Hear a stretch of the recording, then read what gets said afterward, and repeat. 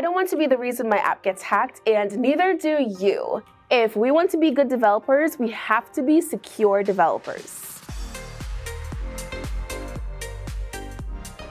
As developers, we aim to create quality code. And if our code isn't secure, it isn't high quality. On today's episode, I'll show you how GitHub Copilot and other tools can help you make your projects more secure from day one. I'm Kadesha, and I'm so excited that you're here with me today. Most security teams, through no fault of their own, don't have sufficient time and resources to properly secure their company's code. So as developers, we are the first line of defense, which is tough because half of us don't get enough formal security training to do this properly and end up having to learn these skills on the job. Fortunately for you, GitHub is here to help, both with Copilot, which can help you securely build and fix code, and with a bunch of security tools that are available for free if you're building open source code. Today, I have a super special guest here with me to help us get up and running with all things security. Hey, April. Hey, Kadesha. How are you? Good. How are you doing? Nice. Welcome to the show. Thank you for having me. And she's going to take it away. All right, Kadesha, let's dig right in to some security best practices. Copilot doesn't just know how to write code, it also understands how to make code more secure. But it isn't perfect, and really, are any of us? So you really have to know what to ask, and you shouldn't rely on it as your only security tool. But we're going to get to that in a little bit. Let's start with a simple example. I'm putting some information into a SQL database using an insert statement. I may have heard of a problem called SQL injection, and that's where someone puts a malicious instruction like drop table, which would delete my existing data into an unprivileged text entry like a comment box or a name field. But I might not know how to defend against this problem. So one technique I can use is to simply ask Copilot to regenerate my code.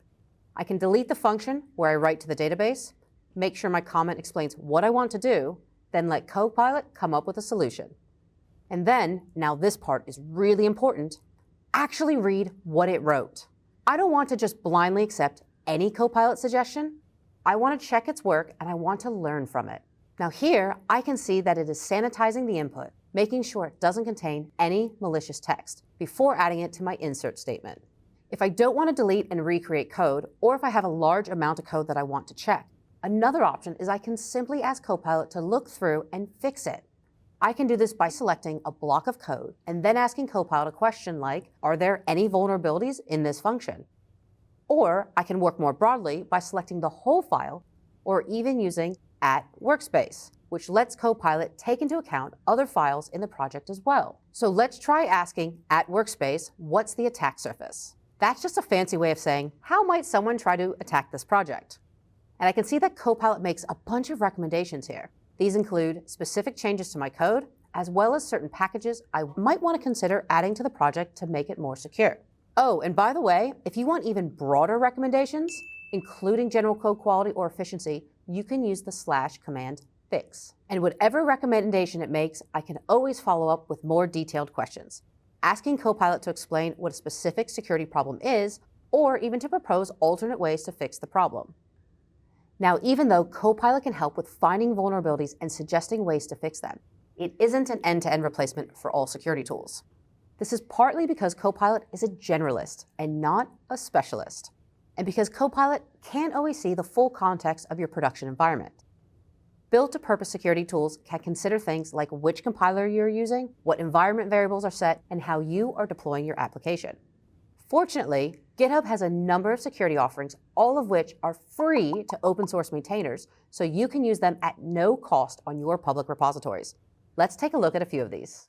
If you've been working on code in a public GitHub repository, you may have already noticed a pull request come in from someone called Dependabot. That's GitHub's tool for checking that your dependencies are vulnerability-free and up to date. You can turn this on or off in your repository settings. Just scroll down to Security and click on Code Security. Here, I've enabled Dependabot alerts. These tell me which dependencies have known vulnerabilities. And here I've enabled Dependabot security updates, which automatically create a pull request that updates those dependencies to safe versions. Below, this is a section called Code Scanning. If you don't see this section, you're probably working in a private repository.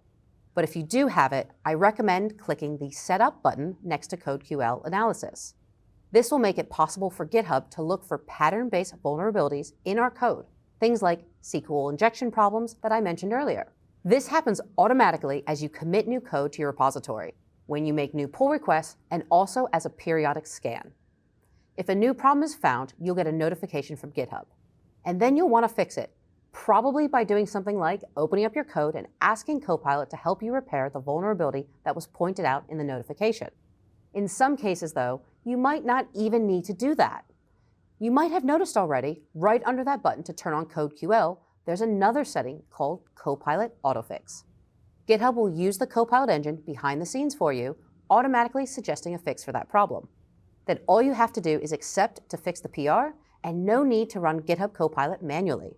There are a bunch of other security features we don't have time to explore, but there's one more you should definitely turn on in your public repositories: secret scanning. Secret scanning makes it possible for GitHub to warn you about exposed secrets, like passwords or security tokens. You never want these to be directly embedded in your code, so secret scanning lets you know if it finds any and tells you where to remove them. And with push protection turned on, it'll help proactively block any new secrets from being committed into your GitHub codebase. Thank you so much, April, for giving us such a thorough understanding of security best practices on GitHub and with GitHub Copilot. So security is an incredibly deep topic, and we don't expect you to be an expert, but for now, just remember these 3 things. Whenever you're coding, ask Copilot to help you find and fix vulnerabilities in your code. This might just be running /fix in Copilot chat, or it could be something more detailed like selecting a suspicious or brand new piece of code and asking Copilot to check it for vulnerabilities.